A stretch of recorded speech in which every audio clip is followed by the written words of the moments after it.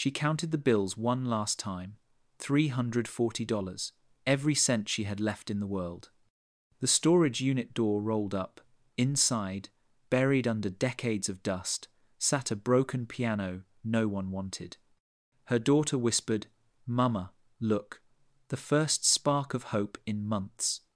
So Claire spent her last dollar on it. She had no idea the piano had been waiting 40 years.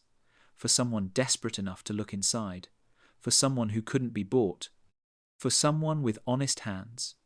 What she found hidden in the strings would expose a murder, bring down a powerful enemy, and prove that sometimes the most broken things hold the most beautiful secrets. This is the story of a miracle wrapped in mahogany and yellowed keys. The storage facility smelled like rust and forgotten dreams. Claire Morrison's hands shook as she counted the bills one more time. $340, every cent she had left in the world.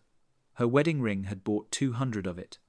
The pawn shop owner hadn't even looked her in the eye when he made the offer. Beside her, 9-year-old Sophia pressed closer, small body trembling in a jacket 2 sizes too big. They'd been sleeping in the car for 5 weeks. The shelter's waiting list closed tomorrow. This auction was their last shot at finding something, anything, they could sell for enough money to survive another month. Unit 47! The auctioneer's voice echoed off concrete walls. Claire's stomach twisted. This was insane. Buying a stranger's abandoned storage unit when she couldn't even afford dinner. But desperation didn't care about logic. The metal door rolled up with a screech. Junk. Water-damaged boxes. Broken furniture, the debris of a life someone had given up on. Other bidders were already turning away, but then Claire saw it. In the back corner, barely visible under a stained tarp, sat an upright piano. "Mama, look!" Sophia's whisper carried something Claire hadn't heard in months. Hope. 200 to start. Do I hear 200? Claire's hand shot up before she could stop herself. 250. A man in a vintage shop jacket called out. 300. 340. Claire's voice cracked. Her last dollar. The dealer glanced at Sophia, then shook his head, pity in his eyes. Sold to the lady with the kid. Even the auctioneer sounded sympathetic. The other bidders drifted away.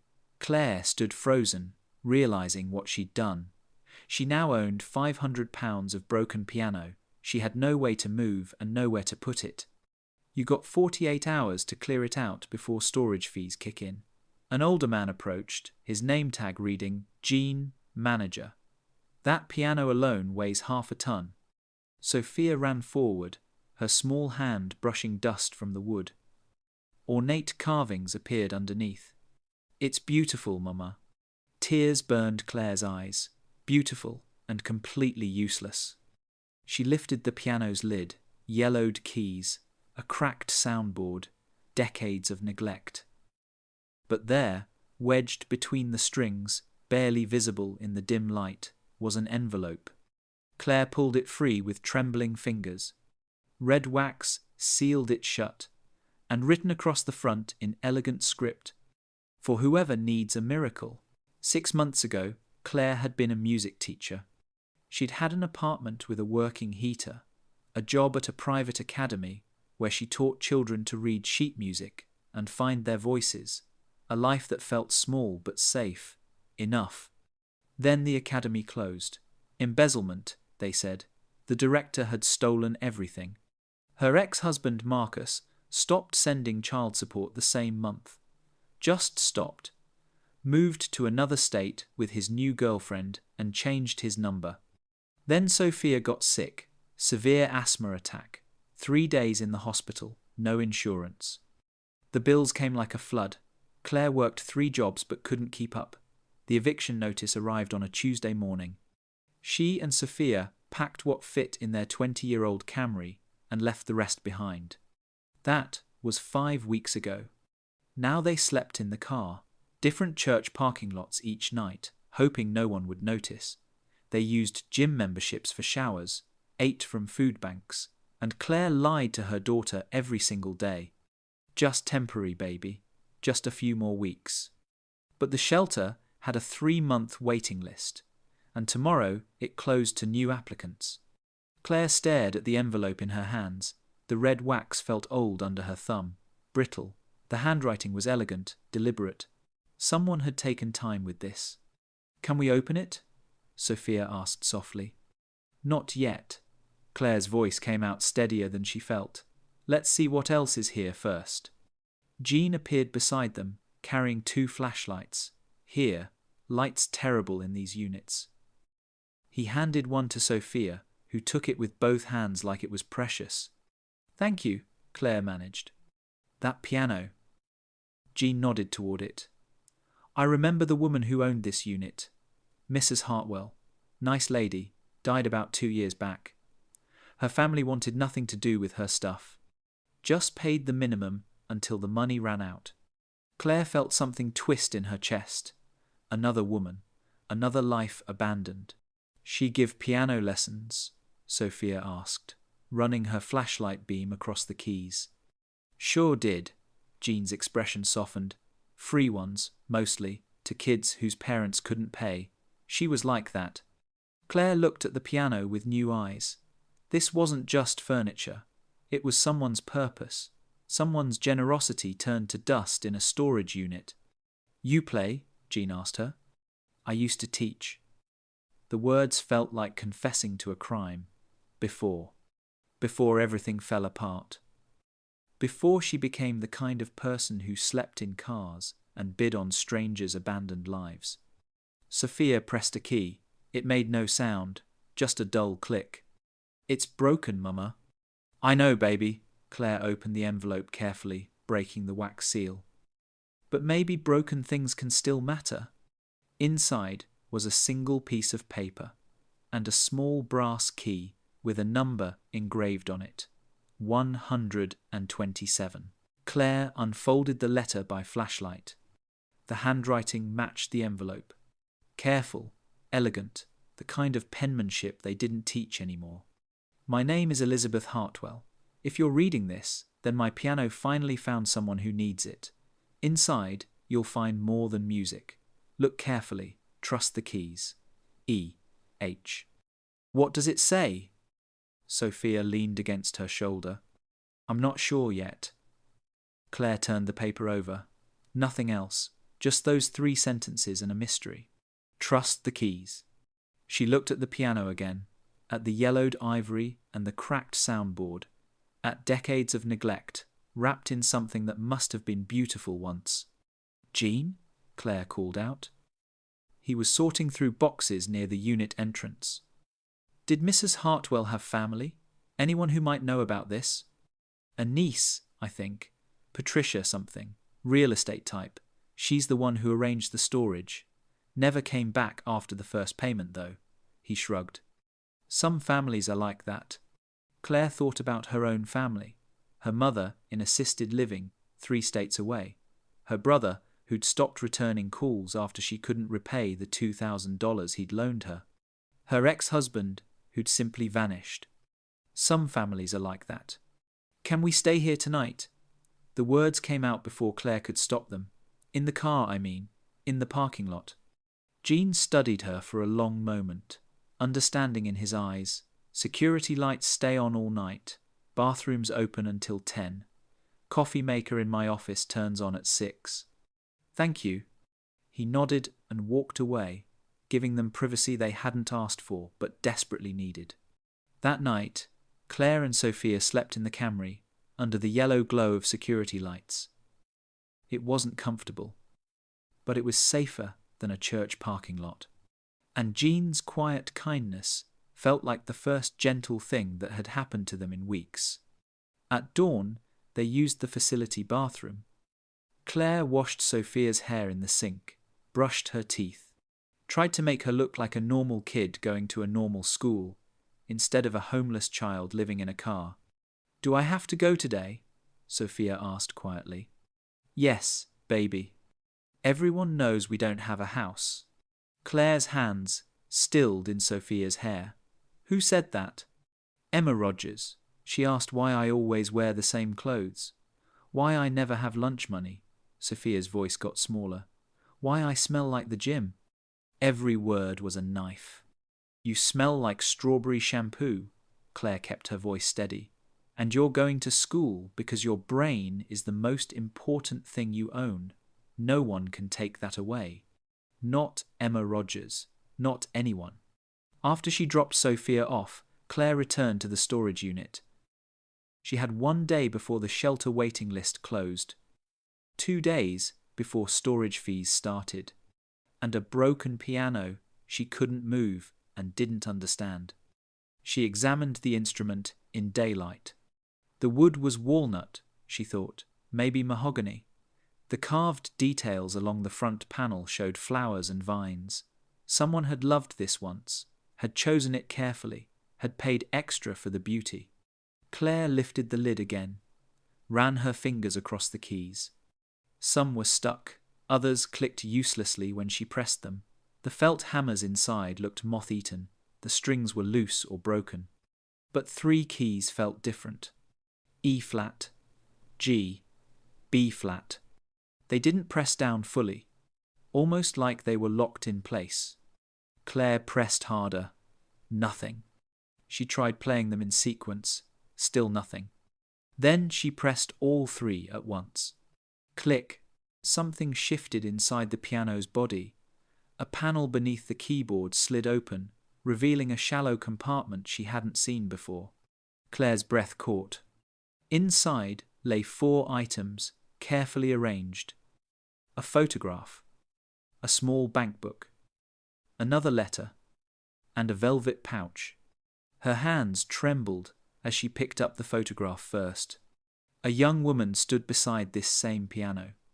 1952 was written on the back. She wore a dress with a full skirt and had dark hair styled in waves. Her smile was genuine. One hand rested on the piano's edge, like she was introducing it to the camera. Elizabeth. The bank book was old, leather cover faded to brown. Claire opened it carefully. First National Bank. Account holder, Elizabeth Hartwell. The last entry was dated 1987. Balance, $47,000. But the account number had been scratched out, deliberately, making it impossible to claim. Why? The second letter was longer.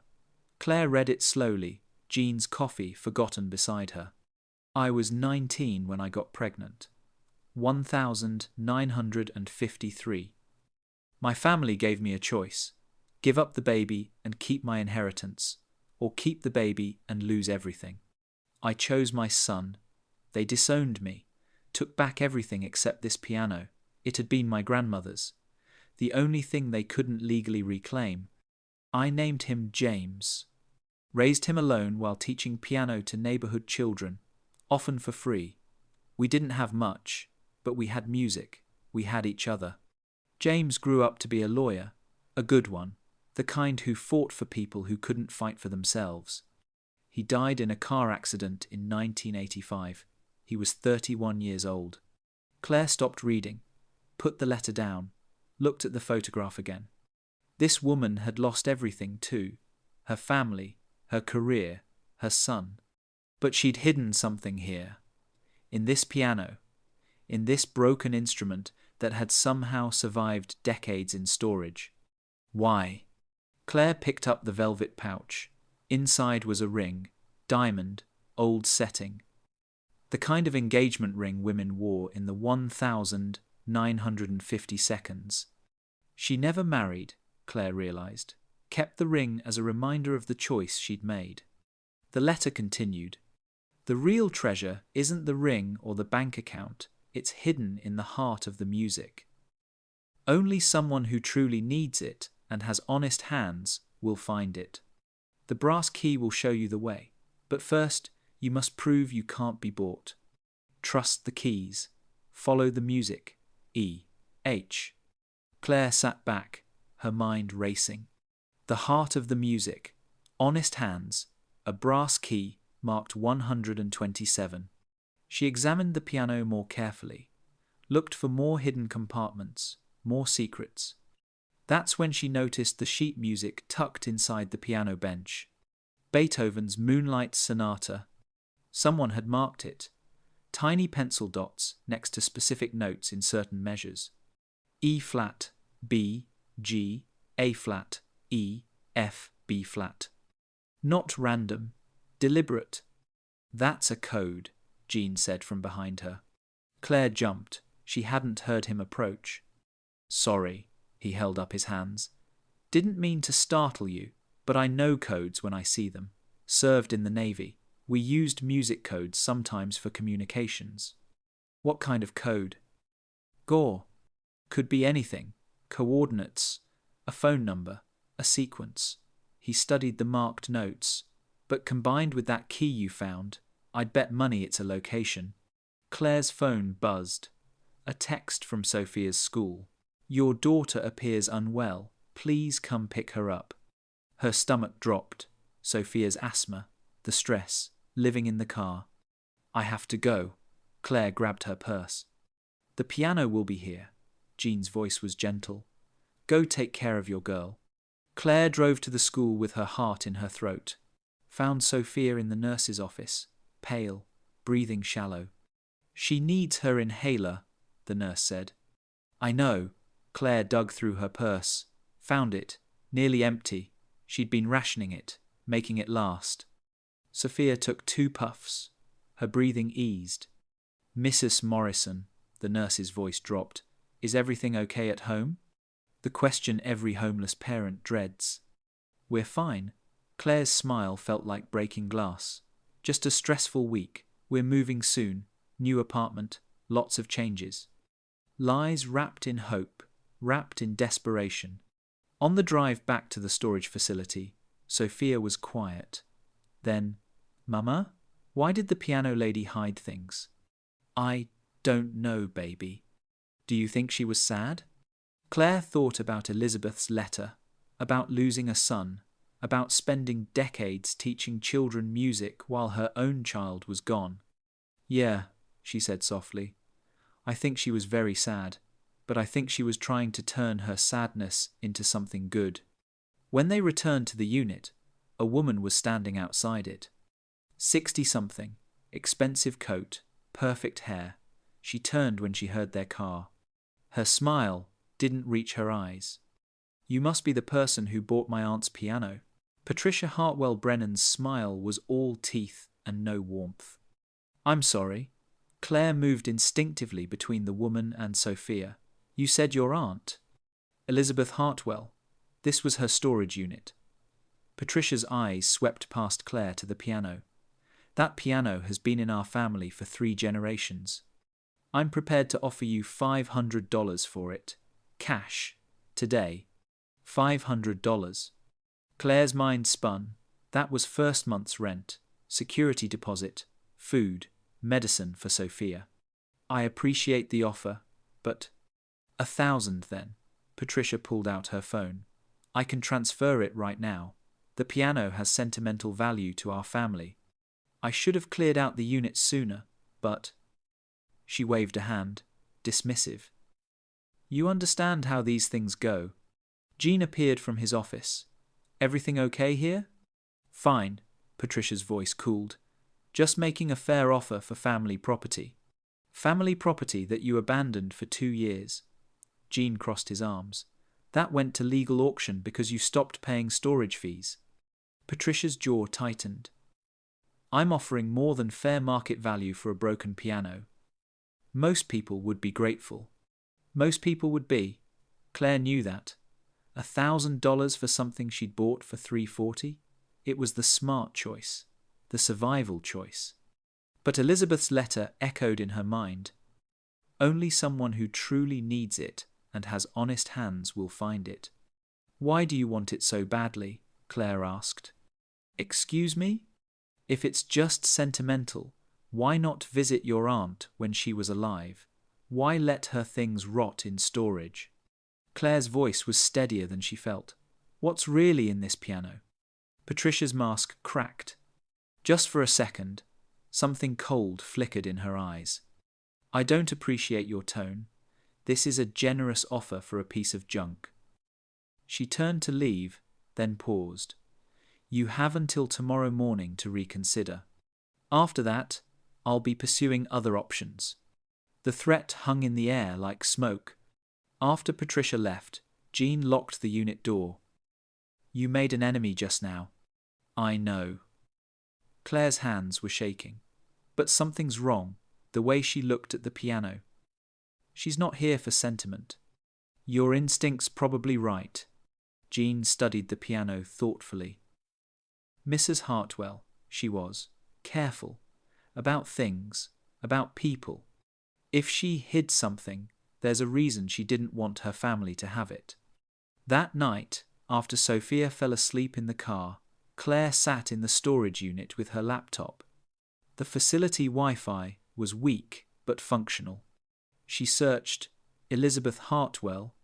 Most results were generic, but buried on page 3, she found a newspaper article from 1986. Local piano teacher witnesses to corruption. Elizabeth Hartwell testified yesterday in the ongoing investigation into city planning fraud. Hartwell, 53, provided documentation that prosecutors say proves systematic kickbacks between developers and city officials. Mrs. Hartwell's courage in coming forward cannot be understated, said District Attorney Robert Chen. Without her testimony, these criminals would have continued unchecked. The case has led to 3 arrests, including City Planning Director Thomas Morrison and developer Patricia Hartwell, Elizabeth's niece. Claire read it 3 times. Patricia Hartwell, arrested for fraud. In 1986, the same year James died, she searched deeper, found more articles. The charges against Patricia were eventually dropped. Lack of evidence, key documents had disappeared, witnesses recanted, and James Hartwell, the lawyer who'd been building a new case against Patricia, died in a car accident 3 months after the trial collapsed. Claire's stomach turned cold. She found James's obituary, survived by his mother, Elizabeth Hartwell. Memorial donations may be made to Legal Aid Society. No mention of suspicious circumstances, just a tragic accident on a rainy night. But Elizabeth had known. Claire could feel it in the letter, in the careful way she'd hidden things. He died in a car accident. Not he was killed, but the implication was there, carefully buried like everything else Elizabeth had hidden. Claire closed her laptop, looked at the piano in the dim light.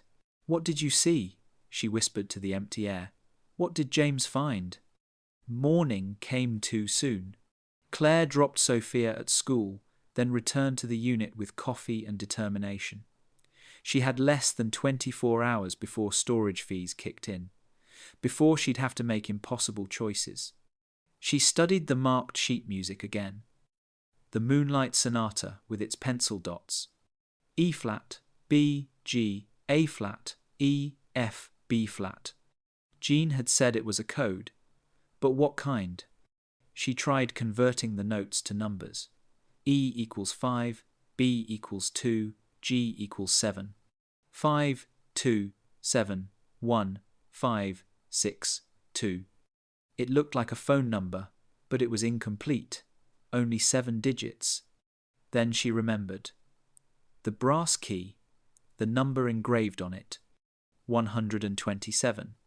She grabbed the key from her purse, studied it in better light. It wasn't just 127. There were smaller numbers beneath, worn almost smooth. She had to angle it to see them. 5,276.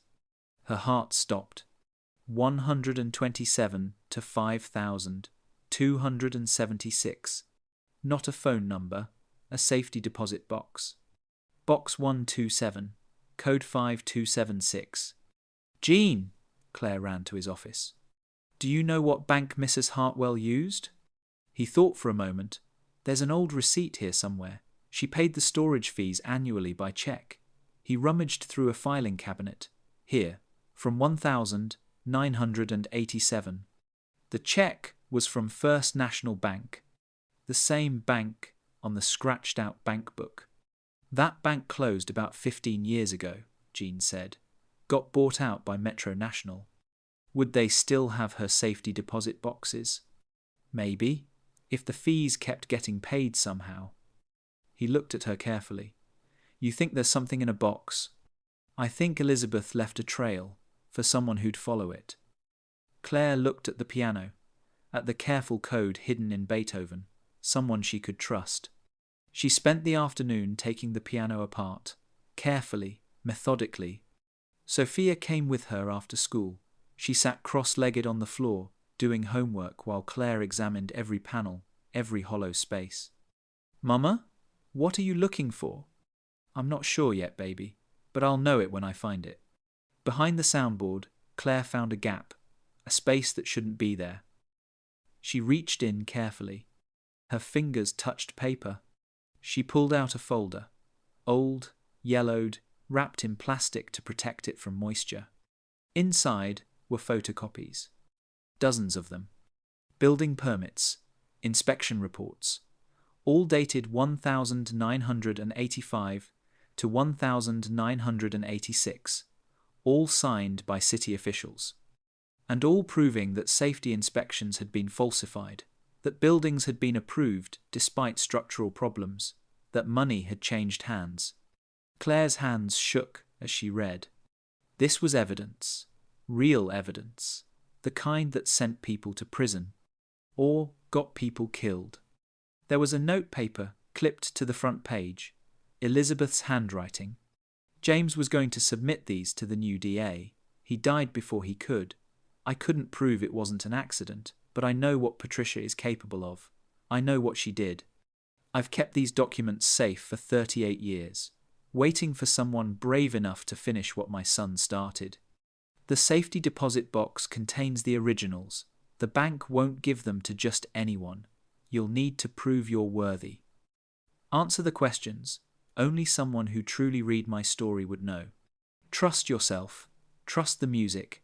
Trust that truth always finds a way. Mama? Sophia's voice was small.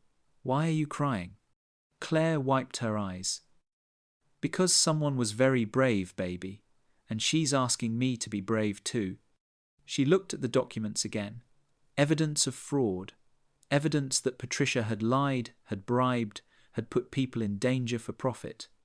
Evidence that might explain why James died on a rainy night in 1985. Her phone buzzed. Unknown number. She answered, "Hello?" Miss Morrison. Patricia's voice was silk over steel. I hope you've reconsidered my offer. Because I'm raising it, $10,000, cash.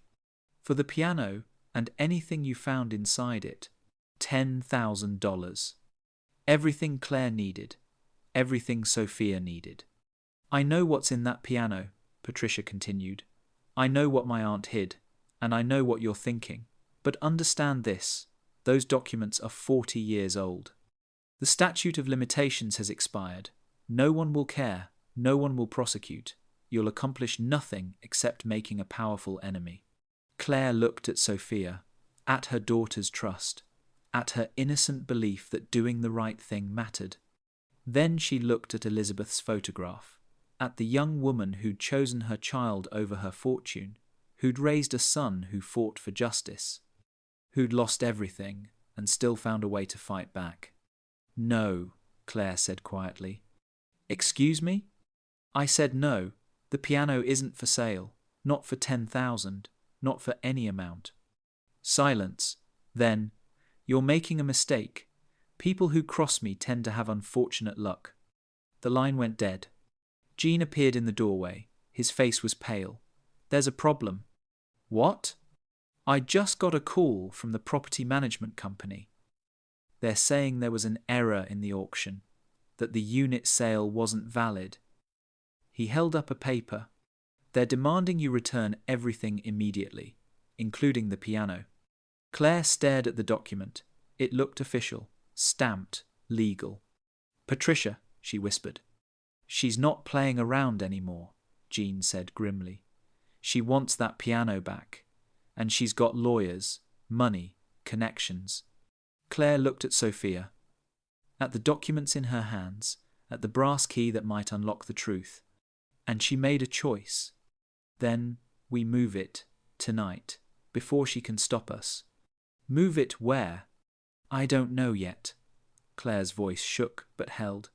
But Elizabeth trusted me with this, and I'm going to finish what she started. Outside, a car pulled into the parking lot. Not Patricia's expensive sedan. A police cruiser. The police officer was young, tired-looking. He approached with the careful neutrality of someone who'd already decided this was a waste of his time. "Ma'am, I need to ask you about property that was purchased at auction yesterday." Claire's mouth went dry. "I bought it legally. I have the receipt." "I understand." He pulled out a notepad. "But there's been a complaint filed, claiming the auction was improperly conducted. Until it's resolved, you're required to cease removal or alteration of any items from Unit 47. Who filed the complaint?" He glanced at his notes. "Patricia Hartwell Brennan. She's claiming family heirlooms were included in the unit without proper estate authorization." Jean stepped forward. "That's not how it works. The unit went to legal auction after 2 years of non-payment. Everything was done by the book." "I'm just delivering the notice, sir." The officer handed Claire a paper. "You're not being charged with anything. But until the property management company and the courts sort this out, nothing leaves this unit. Understood?"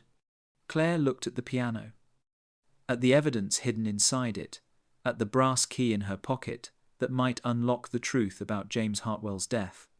Patricia had just trapped her. "How long will this take?" Claire asked. "Could be days, could be weeks, depends on the lawyers." He tipped his hat. "Have a good evening." After he left, Claire sat on the concrete floor. Sophia curled up beside her. "We can't move it," she said numbly. "Not legally." Jean's voice was thoughtful. "But there's nothing stopping you from examining what you already own. That police order says you can't remove items. Doesn't say you can't look at them." Claire understood. "The bank. I can still try to access the safety deposit box. If you go tomorrow, during business hours, and you have the key." Jean shrugged. "That's between you and the bank. But Patricia will know. She'll find out." "Probably." Jean met her eyes. "Question is, are you going to let her scare you into doing nothing, because that's what she's counting on?" That night, Claire couldn't sleep. She sat in the Camry with her laptop, researching safety deposit box access laws, estate procedures, legal rights. It was complicated. The box had been Elizabeth's. Elizabeth was dead. Technically, it should have gone through probate.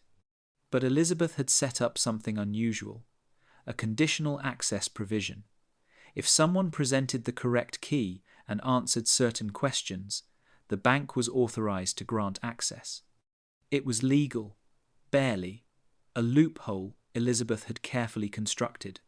Claire just had to hope the bank would honor a provision made in 1987. At 3 a.m., her phone buzzed. Unknown number again. She almost didn't answer, then did. "Miss Morrison," Patricia's voice was smooth, satisfied. "I hear the police visited today. I hope that clarified your situation." "What do you want?" "I want to make this simple. I'm going to purchase the storage unit outright, pay off all fees, take possession of everything inside, including the piano. You walk away with nothing. Or," Patricia paused for effect, "you accept my final offer, $15,000. For the piano and any documents you found, you sign a non-disclosure agreement. And we both move on with our lives. $15,000. Claire thought about apartments, about Sophia's asthma medication, about not sleeping in a car. "Why are you so afraid of 40-year-old documents?" Claire asked. "I'm not afraid. I'm protecting my reputation. My aunt was a bitter woman who couldn't accept that I was acquitted of all charges. She spent her life spreading lies about me." Patricia's voice hardened. "Those documents prove nothing. But in today's climate, even baseless accusations can destroy careers. I won't let a dead woman's vindictiveness ruin what I've built. Your nephew died investigating you. Silence, heavy and dangerous. James died in a car accident. Patricia's words came out clipped. The police investigated. It was ruled an accident. And if you're implying otherwise, you should be very careful. Slander is a serious crime. So is murder. I'm done being polite. Patricia's mask dropped completely. You have until noon tomorrow. Take the money or lose everything. I own this town. I know the judges, the police chief, the city council. I can make your life very difficult or very easy, your choice. The line went dead. Claire sat in the dark, shaking. Sophia stirred in the back seat. Mama? Go back to sleep, baby. Are we in trouble? The question every child should never have to ask. No, sweetheart, we're going to be fine. Another lie. Another desperate hope. Morning came cold and grey. Claire dropped Sophia at school with extra hugs. I love you. You know that, right? I know, Mama. Sophia's small arms squeezed tight. You're brave, like the piano lady. Claire watched her daughter walk into school, backpack too big, jacket too thin, still carrying herself with more courage than most adults. If she took Patricia's money, Sophia would never have to sleep in a car again. If she fought Patricia, they might lose what little they had left. But Sophia would know her mother could be bought. Jean was waiting at the storage facility with coffee and a friend. The friend drove a moving truck. Just in case you need to move fast, Jean said quietly. After you go to the bank, whatever you decide. If I fight her, she'll destroy me, she said so. Probably. Jean sipped his coffee. But Elizabeth fought her. James fought her. They lost, but they fought. That means something. Does it? They're both dead. And you're alive. With evidence they died protecting. Jean's voice was gentle but firm. Only you can decide if that's worth fighting for. Metro National Bank was downtown. Modern glass and steel built on the bones of the old First National building. Claire walked in at 10 a.m. Professional clothes borrowed from a church donation box, hair pulled back, trying to look like someone who belonged there. I need to access a safety deposit box. She placed the brass key on the counter. The teller, a young woman with kind eyes, examined it. Box 127. That's one of our legacy boxes from the First National merger. Let me get a manager. The manager was older, elegant. Her nameplate read, Mrs. Rodriguez. Box 127. Mrs. Rodriguez studied the key with interest. This box has very specific access protocols. May I ask how you came to have the key? Claire told the truth. All of it. The auction, the piano, Elizabeth's letters, the code hidden in Beethoven. Mrs. Rodriguez listened without interrupting. When Claire finished, she was quiet for a long moment. Mrs. Hartwell was a remarkable woman. I remember her. She came in every year to pay the box rental fee, always in person, always with exact change. She smiled sadly. The last time I saw her was 2015. She could barely walk, but she insisted on coming herself. Can I access the box? The access provision is unusual, but legal, Mrs. Rodriguez pulled up a file on her computer. However, there are 3 security questions you must answer correctly, questions Mrs. Hartwell provided in 1987. Claire's hands went cold. What if I get them wrong? Then the box remains sealed for another 5 years, per the trust provisions. 3 questions. Claire's entire future, depending on whether she'd paid close enough attention to Elizabeth's letters. I'm ready. Mrs. Rodriguez read from the screen. Question 1. What is the most honest profession? Claire remembered Elizabeth's letter about raising James alone, about teaching piano to children who couldn't pay. Teaching, because you shape minds without taking credit. Mrs. Rodriguez nodded. Question 2. What note do you play when hope is gone? Claire thought about the Moonlight Sonata, about the marked notes, about the final note in the sequence. B flat, because even endings can be beautiful. Question 3. What do honest hands hold? Elizabeth's words echoed, "Only someone who truly needs it and has honest hands will find it." Nothing but the truth. Mrs. Rodriguez smiled. Genuinely. Mrs. Hartwell was right about you. Come with me. The vault was cold, silent, the kind of quiet that felt important. Box 127 was larger than Claire expected. Mrs. Rodriguez unlocked it with the brass key and Claire's code. "I'll give you privacy. Take as much time as you need." Claire opened the box with trembling hands. Inside, carefully organized.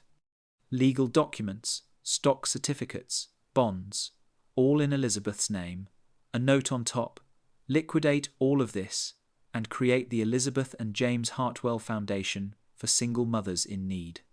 The estimated value was written in Elizabeth's handwriting. Approximately $580,000. Claire's vision blurred. More than $500,000. But there was more.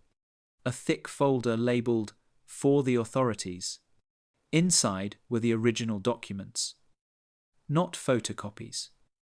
Original building permits with forged signatures.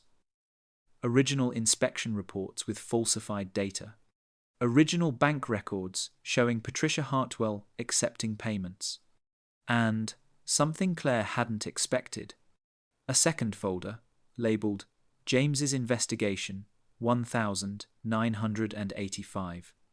Inside were James's notes, his legal analysis, his timeline of Patricia's crimes, and, at the bottom, a police report, heavily redacted, from James's accident. But someone had handwritten notes in the margins, notes that suggested the accident scene had been tampered with, that witnesses had changed their stories, that the investigating officer had been paid off. The notes were signed, Detective Marcus Williams, retired. Claire's hands shook as she read. This wasn't just evidence of fraud. This was evidence of murder, of a conspiracy that had gone all the way to the police department. And beneath it all, one final letter from Elizabeth. "If you're reading this, you passed my test. You chose truth over money, integrity over survival. I couldn't prove Patricia killed my son. But I knew. A mother knows. The detective who worked James's case contacted me years later. Retired. Guilty. He couldn't live with what he'd done. He gave me his notes, told me everything. But by then, Patricia was too powerful, too connected. I was just an old woman with photocopies and accusations.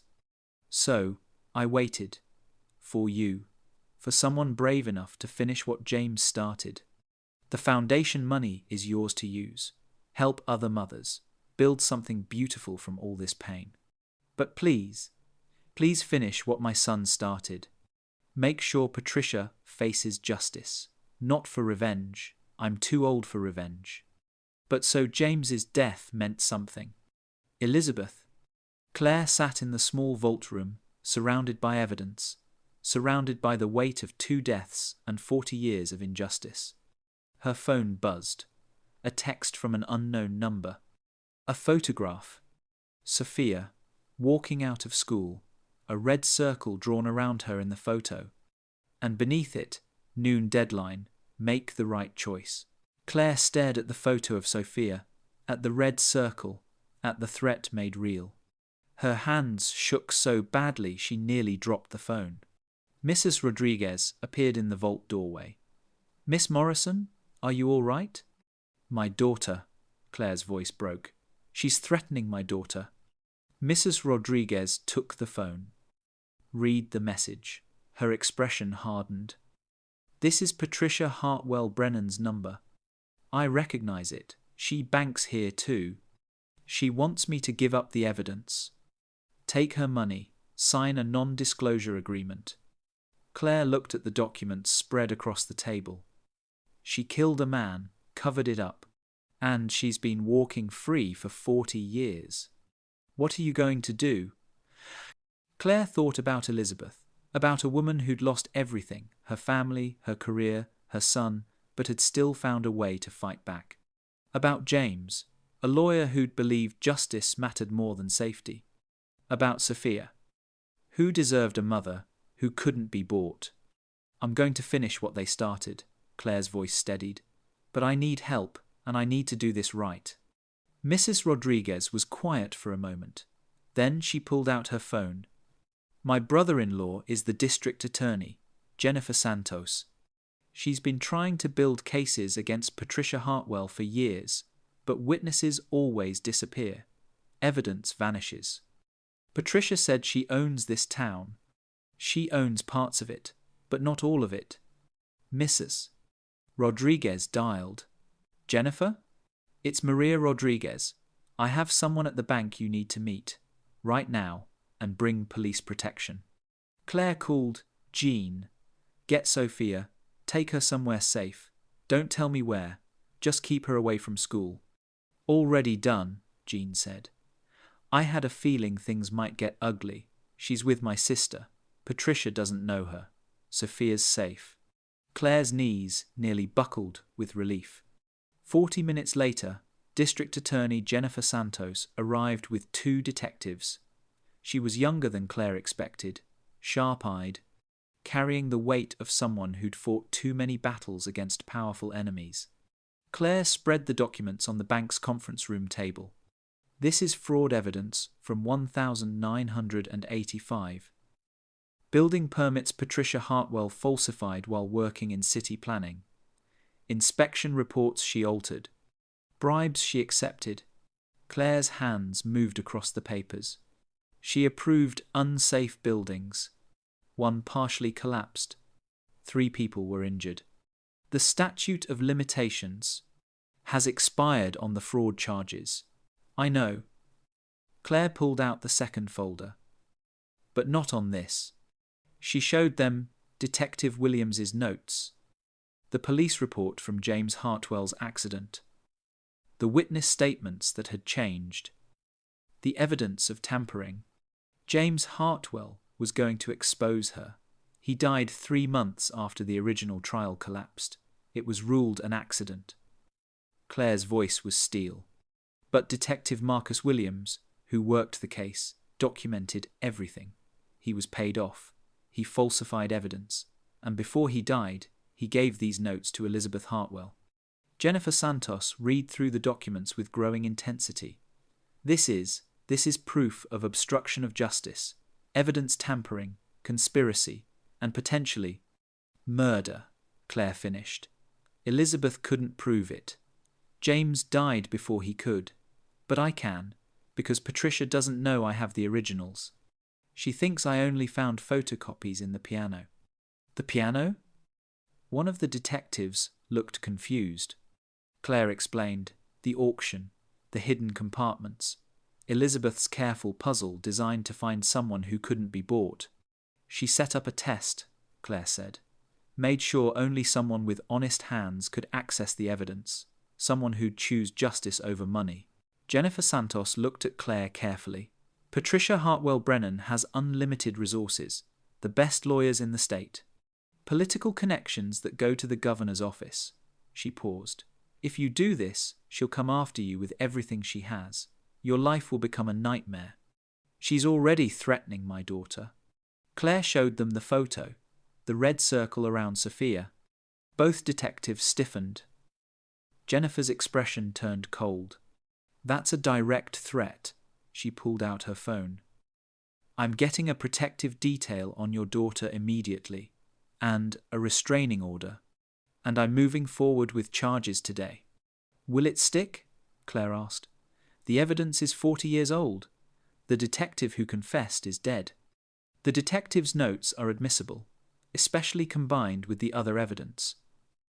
Jennifer gathered the documents carefully. Patricia will claim the notes are fabricated. She'll fight. But this is more than we've ever had. This is real evidence, original documents, a clear chain of custody through Elizabeth Hartwell's estate. She looked at Claire with something like respect. You could have taken her money. walked away, no one would have blamed you. My daughter would have known I could be bought. Claire's voice was quiet. I don't want to teach her that. Jennifer Santos nodded. Elizabeth Hartwell would have liked you. The district attorney left with the documents, promising to file charges within hours. The detectives went to secure Sophia and bring her to the bank where Claire waited. Mrs. Rodriguez brought coffee. Sat beside Claire in the quiet conference room. The foundation money, Claire said. Elizabeth wanted it to help single mothers. I'm supposed to set it up, run it, use it to help others. You could use it to run. Take your daughter somewhere Patricia can't find you. Mrs. Rodriguez's voice was gentle. It would be the safe choice. Elizabeth didn't choose safe. James didn't choose safe. Claire looked at her reflection in the conference room window. Saw a woman who'd lost everything and somehow found the strength to keep fighting. I don't get to choose safe either. No. When Sophia arrived with Jean and the police escort, she ran into Claire's arms. Mama, what's happening? Mr. Jean said, we're playing a hiding game, but police came. Everything's okay, baby. Claire held her tight.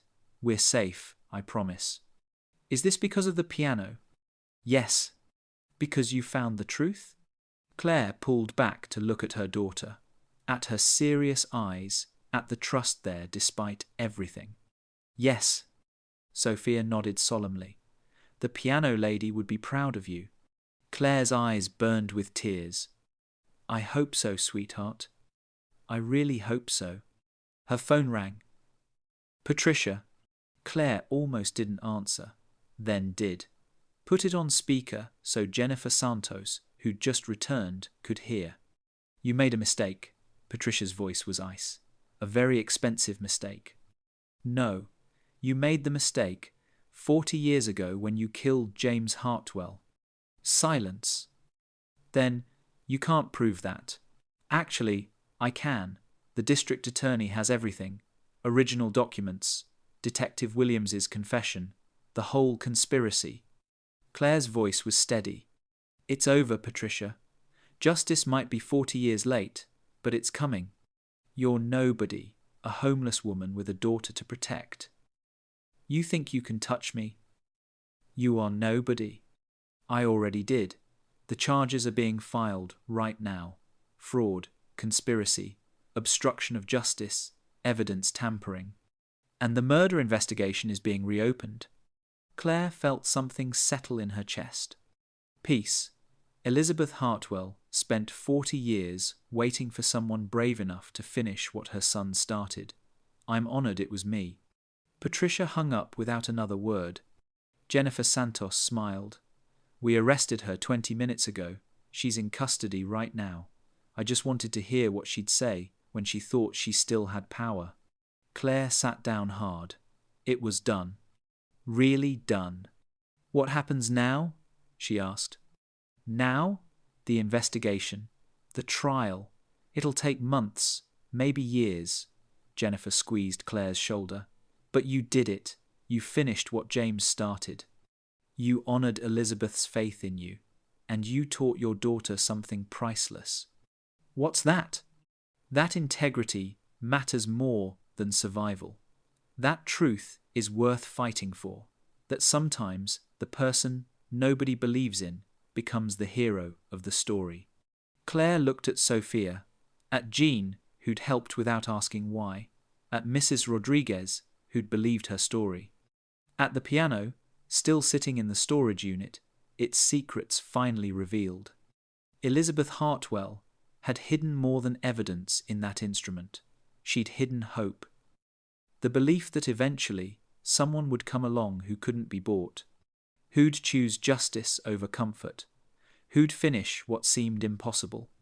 And, somehow, impossibly, that person had been Claire. A homeless single mother with $340 to her name, and a daughter who needed new shoes.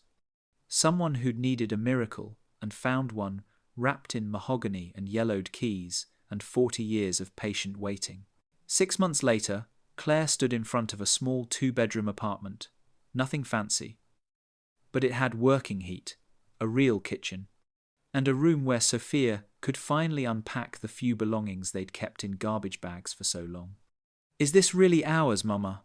Sophia asked for the third time. "Really ours, baby." The foundation money had been released through the estate. Claire had used $15,000 for immediate needs: the apartment, furniture, clothes for Sophia, medical care. The rest went into establishing the Elizabeth and James Hartwell Foundation. Claire became its first director, a paid position, enough to live on, enough to rebuild. Patricia's trial was still months away. The legal process moved slowly, but the charges were solid: fraud, conspiracy, obstruction of justice. And the murder investigation had been reopened with new urgency after Detective Williams's notes came to light. Patricia's empire was crumbling, real estate deals falling through, business partners distancing themselves, the powerful connections she'd relied on suddenly unavailable. Justice, Claire had learned, sometimes moved slow, but it moved. The first person the foundation helped was a woman Claire had met at the food bank, living in her car with 2 kids. The same desperate look Claire remembered seeing in her own mirror. "You're sure?" the woman had asked, tears streaming. "First month's rent? Security deposit? You'd really do that?" "Someone did it for me," Claire had said simply. "Now I'm doing it for you." The piano sat in their new living room. Jean had insisted on moving it himself, refusing payment. "That piano brought you here," he'd said. "Deserves a place of honor." A local piano technician had volunteered to restore it. "Mrs. Hartwell gave my mother free lessons for 3 years," he'd explained. "This is the least I can do." Now it stood against the wall, beautifully restored. The walnut wood gleamed, the keys were white again, the soundboard repaired. It still wasn't perfect. Some notes stuck, the tuning drifted, but it made music again. Sophia had started lessons. She practiced every afternoon after school, simple songs at first, then more complex pieces. Last week, she'd started learning the Moonlight Sonata, the same piece Elizabeth had used to hide her code, to create a puzzle that would wait 40 years for the right person to solve. Claire stood in the doorway, listening to Sophia play. The notes weren't all perfect, but they were honest, real, full of hope. "That's beautiful, sweetheart." Sophia turned on the bench. "Do you think Mrs. Hartwell can hear it, wherever she is?" Claire thought about a woman who'd lost everything but found a way to fight back, who'd raised a son alone and watched him die, who'd spent decades waiting for someone brave enough to finish what seemed impossible. "I think she can, and I think she's proud." "Of me?" "Of both of us." That evening, after Sophia was asleep, Claire visited Elizabeth's grave for the first time. Jean had told her where it was, a simple headstone in a public cemetery. Fresh flowers were already there, Jean's, probably. He still left them monthly. Claire added her own, and a photograph. Sophia at the piano, practicing the Moonlight Sonata. "Thank you," Claire said quietly to the stone, "for trusting me, for believing someone like me could be worth waiting for." The wind moved through the trees, peaceful, gentle. Claire thought about the day she'd stood in that storage facility, desperate, homeless, with $340 and a daughter who'd stopped hoping. She'd bought a piano on instinct, on a whisper from Sophia, who'd seen beauty where everyone else saw junk.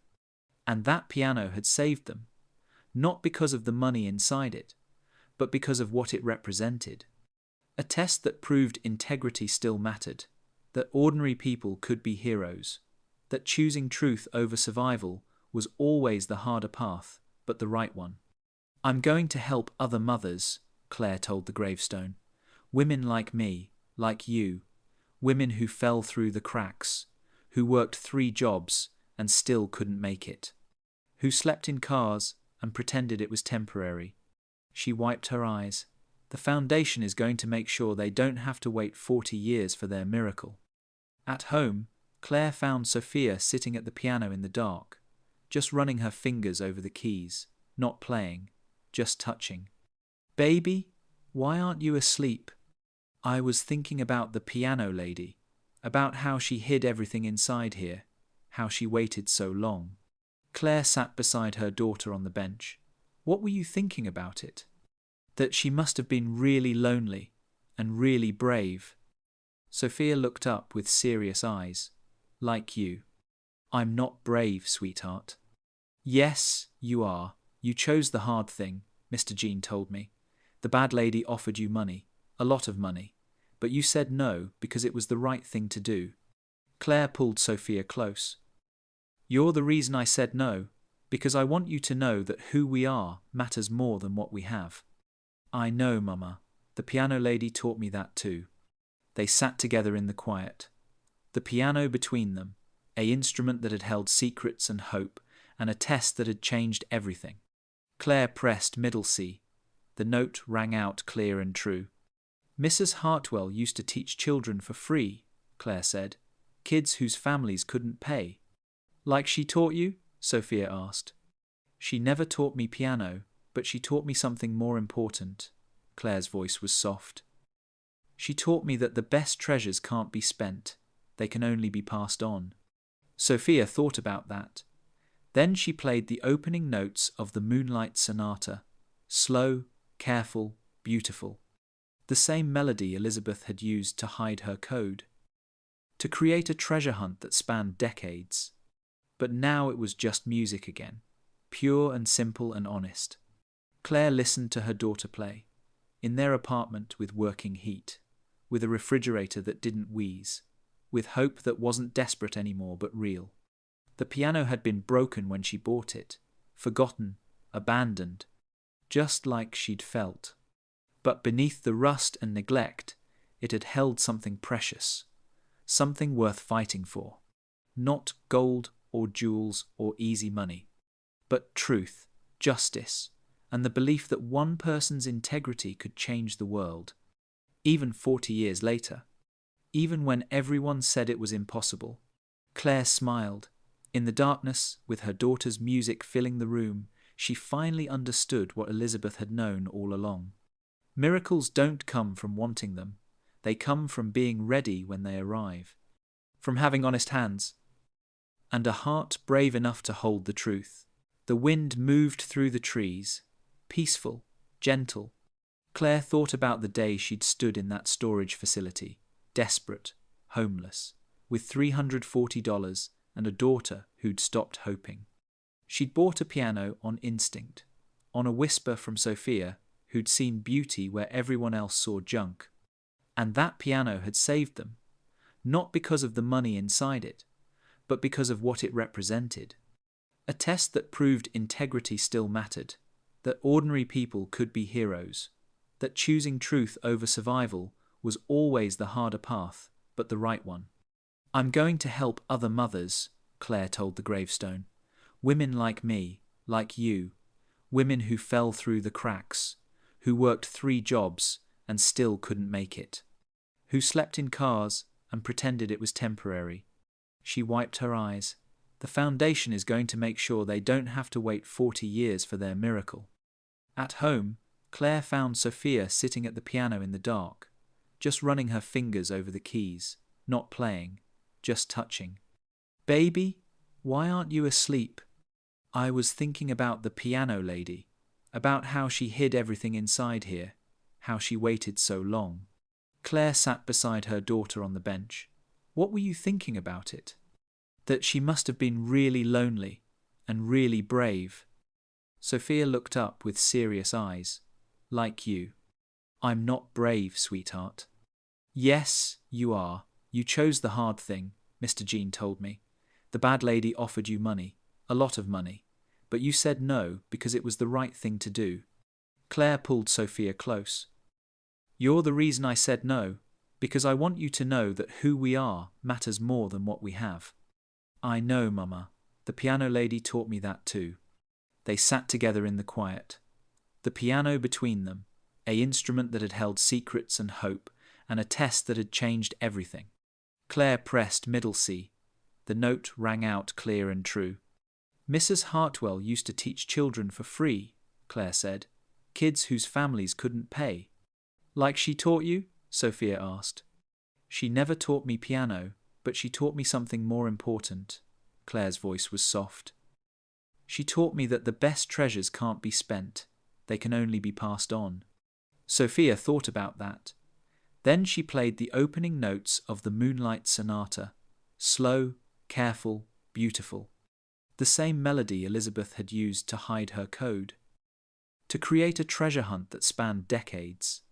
But now it was just music again. Pure and simple and honest. Claire listened to her daughter play. In their apartment with working heat. With a refrigerator that didn't wheeze. With hope that wasn't desperate anymore but real. The piano had been broken when she bought it. Forgotten. Abandoned. Just like she'd felt. But beneath the rust and neglect, it had held something precious. Something worth fighting for. Not gold or jewels or easy money.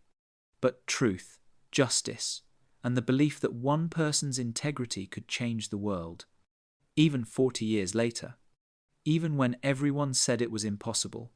Claire smiled. In the darkness, with her daughter's music filling the room, she finally understood what Elizabeth had known all along.